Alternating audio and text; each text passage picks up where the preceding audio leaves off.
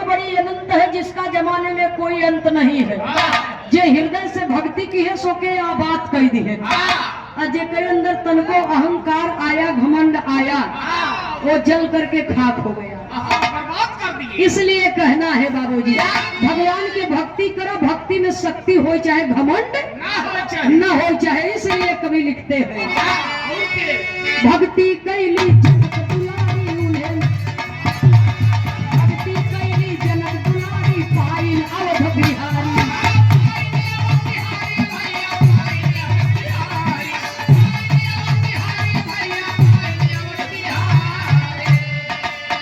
धनुष के खंडन करके तुम्हारी 10 कंधर के लंका भराऊ यार दुनिया में।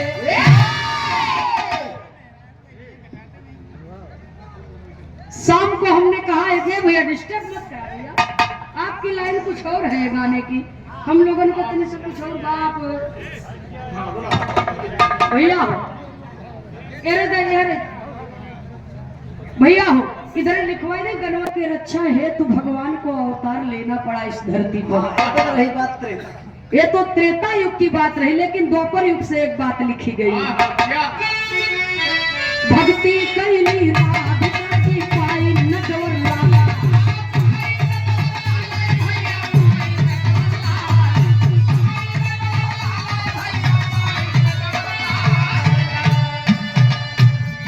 मयूर पंख चक्र पीतांबर धन धन मुरली माला, किसाला वासुदेव के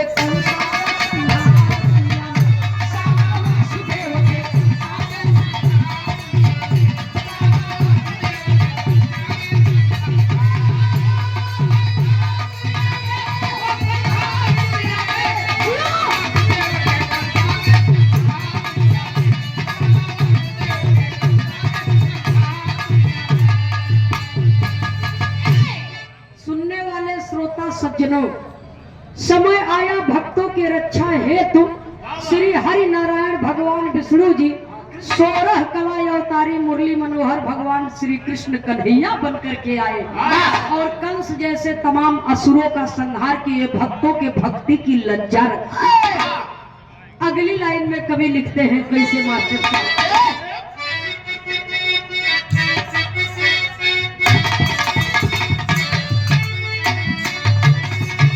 भक्ति कैली मीरा से बड़ी सदन संत रविदास,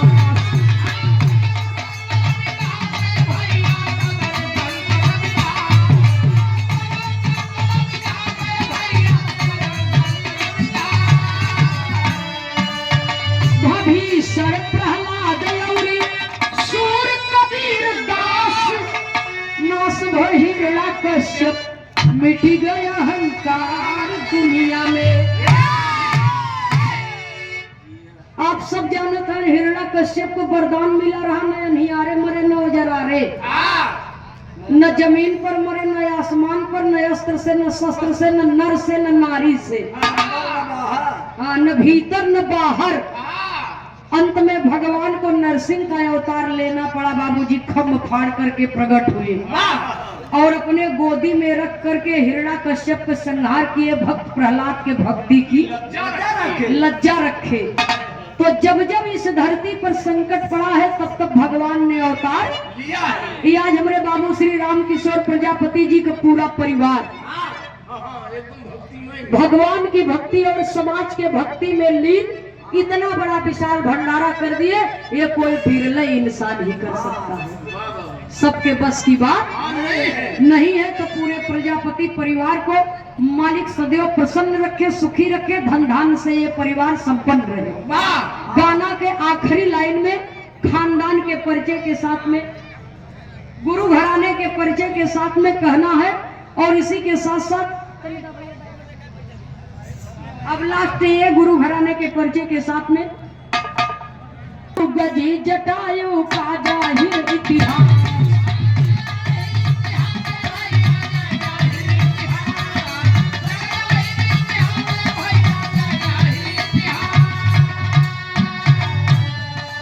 सीतारा बहित स्वर्ग गए हंसो भनाथ गुरु, आस में भाई लाल थे अनपढ़ कभी दिलदार